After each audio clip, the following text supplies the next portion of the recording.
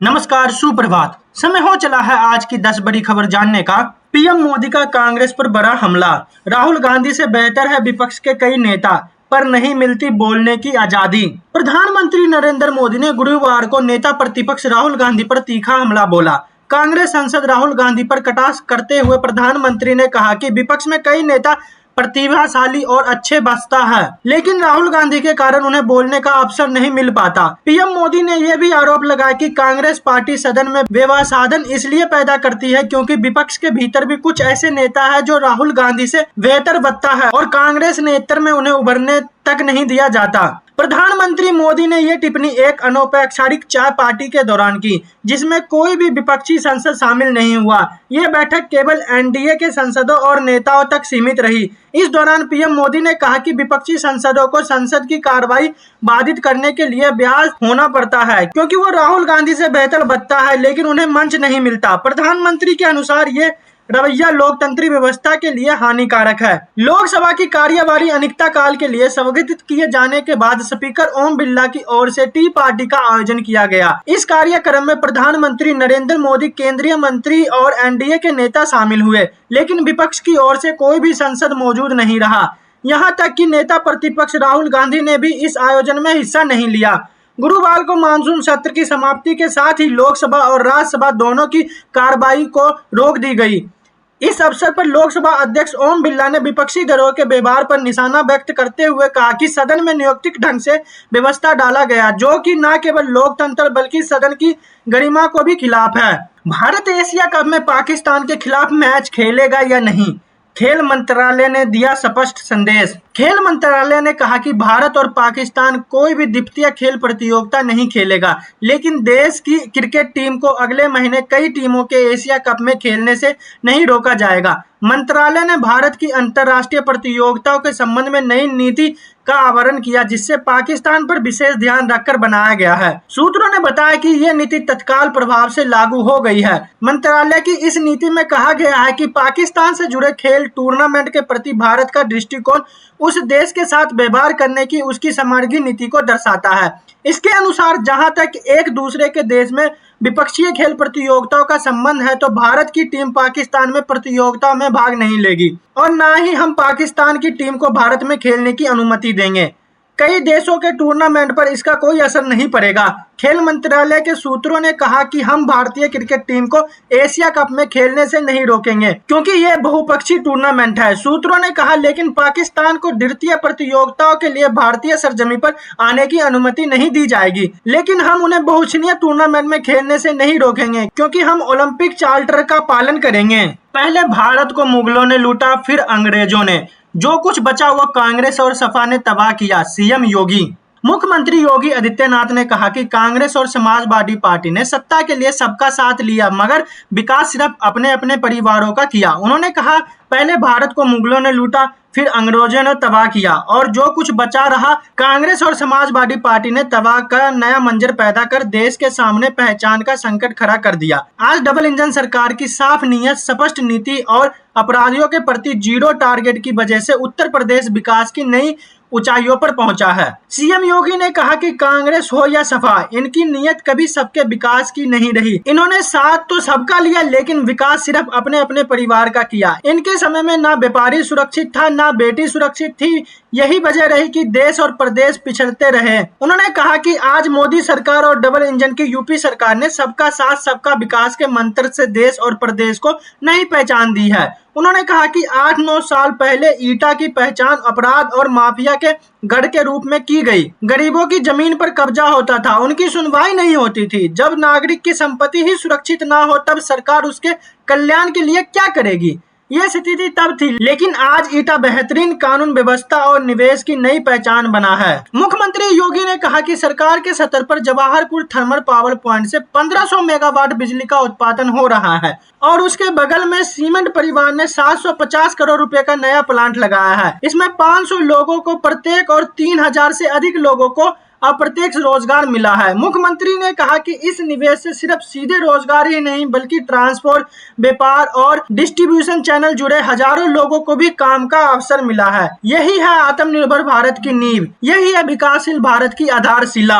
राहुल गांधी के ड्राइवर के खिलाफ थाने में एफआईआर दर्ज। नवादा में वोटर अधिकार यात्रा में पुलिस कांस्टेबल के पैरों से टकराया था वाहन। बिहार के नवादा जिले में 2 दिन पहले वोटर अधिकार यात्रा के दौरान एक पुलिस कांस्टेबल को टक्कर लगने के मामले में कांग्रेस नेता राहुल गांधी के वाहन चालक के खिलाफ एफआईआर दर्ज की गई है। पुलिस ने यह जानकारी दी। पुलिस कांस्टेबल मंगलवार को गांधी के वाहन के सामने उस दौरान गिर गया था जब कांग्रेस संसद यात्रा के दौरान भगत सिंह चौक से गुजर रहे थे। नवादा के पुलिस अधिकारी अभिनव धीमान ने बताया, हाँ, चालन के खिलाफ मामला दर्ज कर लिया गया है। विस्तार जानकारी बाद में दी जाएगी। धीमान ने पहले कहा था कि कांस्टेबल काफिले में एक वाहन के सामने गिर गया, जिससे वाहन उनके पैर से थोड़ा सा टकरा गया और उन्हें चोट आई। भारतीय जनता पार्टी ने एक वीडियो क्लिप साझा करते हुए दावा किया कि पुलिसकर्मी को वाहन से कुचल दिया। घटना का वीडियो सोशल मीडिया पर बहुत तेजी से वायरल हो रहा था। गांधी को अपने समर्थकों से घायल पुलिसकर्मी को उनकी खुली जीप में लाने के लिए कहते देखा जा सकता है। कांस्टेबल को पानी पिलाने के बाद लोकसभा में विपक्ष के नेता गांधी ने उन्हें अपने वाहन में बैठाया और वाहन आगे की ओर बढ़ गया। आवारा कुत्तों को हटाने के खिलाफ अर्जी पर सुप्रीम कोर्ट का बड़ा फैसला। कोर्ट ने कहा, अभी नहीं होगी जल्द सुनवाई। दिल्ली में आवारा कुत्तों को सड़कों से हटाने के मुद्दे पर एक नया विवाद खड़ा हो गया है। इस मामले में सुप्रीम कोर्ट ने एक नई अर्जी पर तुरंत सुनवाई करने से मना कर दिया है। यह अर्जी नगर निगम एमसीडी द्वारा आवारा कुत्तों को उठाने के लिए जारी किया गया एक नोटिफिकेशन के खिलाफ दायर की गई है। याचिकाकर्ता की ओर से पेश वकील ने कोर्ट में यह तर्क किया कि एमसीडी ने बिना सुप्रीम कोर्ट के अंतिम फैसले का इंतजार किए यह नोटिफिकेशन जारी कर दिया है। वकील का कहना है कि यह न्यायाधीश प्रक्रिया का उल्लंघन है, क्योंकि सुप्रीम कोर्ट की 3 जजों के बीच को अभी तक यह तय करना बाकी है कि आवारा कुत्तों को शेल्टर होम में रखने का 2 जजों के बीच पुराना आदेश बरकरार रखा जाए या नहीं। बता दें कि 11 अगस्त को सुप्रीम कोर्ट की एक बेंच ने आदेश दिया कि दिल्ली एनसीआर के सभी आवारा कुत्तों को उठाकर शेल्टर होम में रखा जाए और उन्हें दोबारा सड़कों पर ना छोड़ा जाए। कोर्ट ने नगर निगम को वैक्सीनेशन और शेल्टर बनाने के भी निर्देश दिए।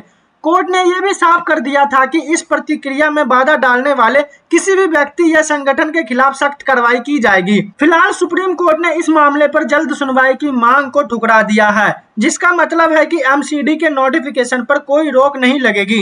एक आदमी डाल रहा 8 वोट। अखिलेश यादव के दावे की जांच करने में जुटा चुनाव आयोग, जाने क्या कहा। समाजवादी पार्टी के राष्ट्रीय अध्यक्ष अखिलेश यादव और चुनाव आयोग के बीच आरोप प्रत्यारोप का दौर जारी है।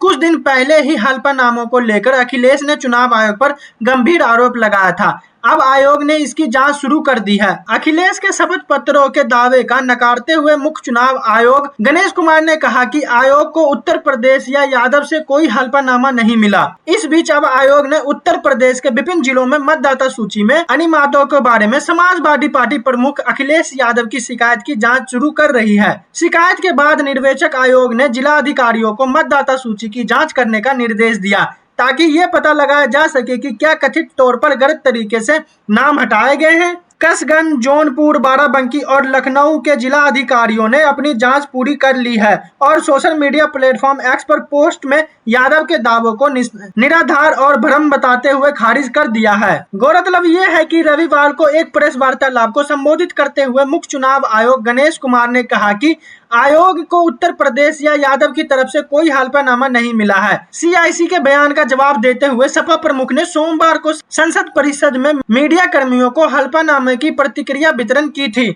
यादव ने कहा, भारत के चुनाव आयोग में हल्फनामा दायर किया गया है, जिसमें 2024 के विधानसभा चुनाव के दौरान उत्तर प्रदेश में बड़े पैमाने पर मतदाताओं के नाम हटाए और नियमितताओं का आरोप लगाया है।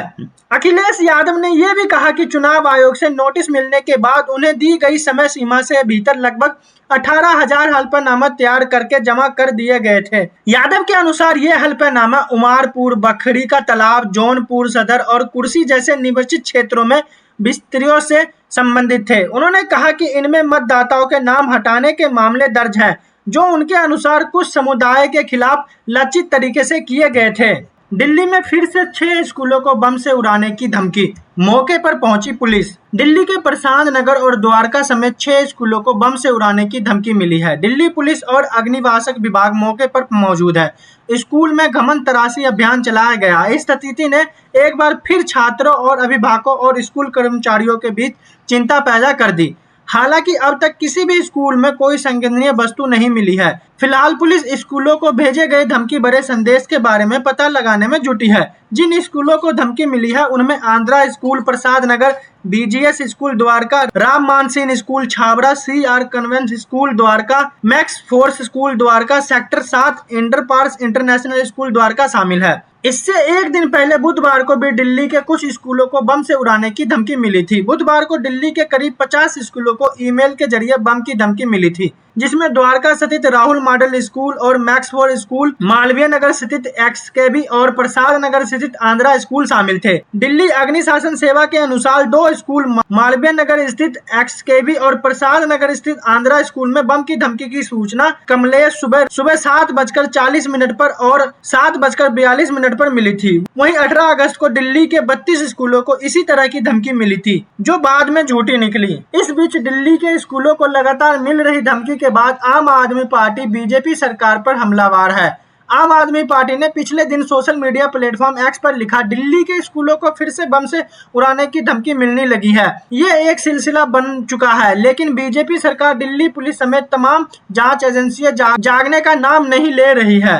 आपकी ओर से आगे कहा गया, इन धमकियों से बच्चे और अभिभावकों में खौफ का माहौल है। बच्चे स्कूल जाने से डर रहे हैं, लेकिन सीएम रेखा गुप्ता जी को कोई फर्क नहीं पड़ने वाला है। जलंधर में 10 साल का बच्चा किडनैप, हैरान कर देगा पूरा मामला। जलंधर से बड़ी खबर सामने आ रही है। दरअसल यहां से बेअंत नगर रामा मंडी से 10 साल के बच्चे के अपहरण का मामला सामने आया है। हेरोन नामक बच्चे के पिता नरिंदर तथा माता लक्की निवासी बेअंत नगर ने बताया कि उनके बच्चों को 18 अगस्त को कोई व्यक्ति अपने साथ ले गया था, जो कि सीसीटीवी कैमरे में भी कैद पाया गया है।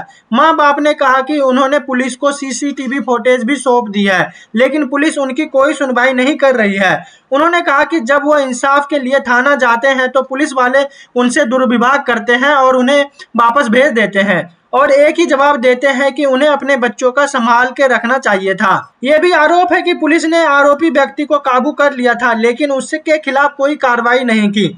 उधर SHO से संपर्क न होने पर थाना रामा मंडी के मुंशी से इस संबंध में बात की गई तो उन्होंने कहा कि पुलिस के पास ऐसी कोई शिकायत आई ही नहीं। महिला पुलिसकर्मी की जमकर पिटाई, कान में आई गंभीर चोट, जानिए क्या है पूरा मामला। यूपी की राजधानी लखनऊ से एक हैरान करने वाला मामला सामने आया है। यहाँ पर एक महिला पुलिसकर्मी के साथ मारपीट की गई है। महिला पुलिसकर्मी से मारपीट उसके पति द्वारा की गई है। उसने थाने में रिपोर्ट दर्ज करवाई है और बताया है कि उसके पति वेतन मिलने पर पैसों की मांग करता है और न देने पर अक्सर मारपीट करता है। बता दें कि पीड़िता राजकुमारी हरदोई आशा नगर की रहने वाली है। उसकी शादी आदर्श बिहारी कॉलोनी पारा निवासी रजनीश पाल से हुई थी। राजकुमारी पुलिस विभाग में तैनात है। इस समय उनकी पोस्टिंग बहराइच यातायात शाखा लाइन में है। पीड़िता के अनुसार वो छुट्टी में पति के पास आई थी। सोमवार देर शाम करीब 8 बजे उनके सोशल मीडिया पोस्ट और मैसेज देखकर पति रजनीश भड़क गया। आरोप है कि उसने उनकी जमकर पिटाई की।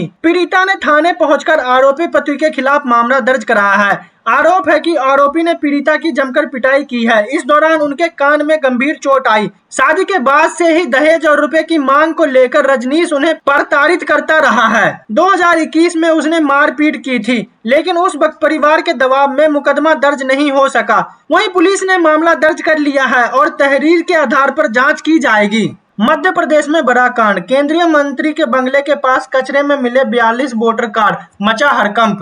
वोट चोरी की चर्चाओं के बीच मध्य प्रदेश के टीक मार्ग से इस वक्त बड़ी खबर सामने आई है, जहां केंद्रीय मंत्री वीरेंद्र कुमार के लोकसभा क्षेत्र में उनके आवास के पास 40 से ज्यादा मतदाता पहचान पत्र कचरे में पड़े मिले। मामले की जानकारी लगते ही कोऑपरेटिव बैंक के पूर्व अध्यक्ष विवेक चतुर्वेदी ने SDM को सूचना दी। इसके बाद मौके पर टीम ने पहचान पत्र बरामद कर चुनाव आयोग को सौंप दिए और ये वोटर कार्ड किसके हैं और कहां कैसे पहुंचे, इस मामले की जांच शुरू कर दी गई है। तहसील सत्येंद्र गुर्जर के अनुसार सूचना पर तत्काल पुलिस की एक टीम मौके पर पहुंची और वोटर कार्ड बरामद किए। घटना स्थल पर कुल 42 मतदाताओं के वोटर कार्ड मिले हैं। सभी वोटर कार्ड पर वर्ष 2011-2012 छापा गया था।